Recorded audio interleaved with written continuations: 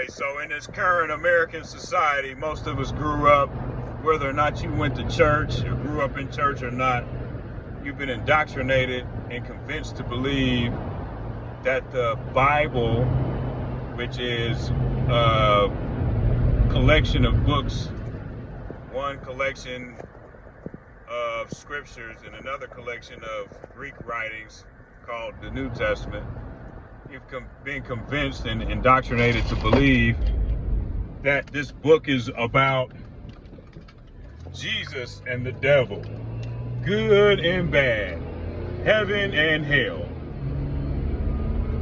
But I'm here to tell y'all that it ain't got nothing to do with none of that. None of that. If you read the law, it's also giving you a prophecy. It's also telling you what the book is about. The law, it sums up the whole book. It's also prophetic, saying what's going to happen with the nation of Israel from beginning to end. And none of it, none of it has anything to do with Jesus coming to die for your sins so you don't go to burn in hell.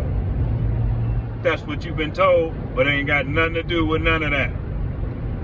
It's about a covenant. The Creator made a covenant with a man and gave him a lineage and a land for them to reside in. And the condition in that land that he gave them, a part of that covenant, were laws that they had to keep. And in keeping those laws, it kept them safe in that land. It kept them prosperous, it kept them safe, and it kept them in that land. That was the only way for them to inherit that land. And the prophecy said that they would break that covenant. And they'd be kicked out of the land and scattered all over the world and be the bottom, be the worst nation of all, be on the bottom as far as economics, as far as morality and everything. They'd be the worst of all nations until they woke up and realized who they were, and they went back to keeping those laws. Then he would gather them up and bring them back. That's the gist of it. It's summed up. Psalm 78 sums it up. Psalms 111 sums it up. The law sums it up. Deuteronomy 28 through 32 sums it all up. But you won't know that unless you read it. So that's the base of a lot of confusion is as far as the Bible is concerned. That is the reason for most of the confusion. Nobody knows what the book says, but everybody knows what they've been told, that you got to believe in this New Testament and the God of the New Testament. However, that is the setup. That's the setup.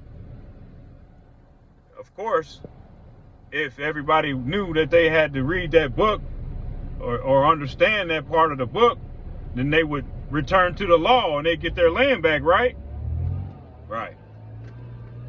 So to keep them from doing that, you give them another God to worship, a man to worship, somebody that came to die for their sins. So now we ain't got to keep the law and we worshiping other gods. So we can fit right into this foreign Gentile society, just like them.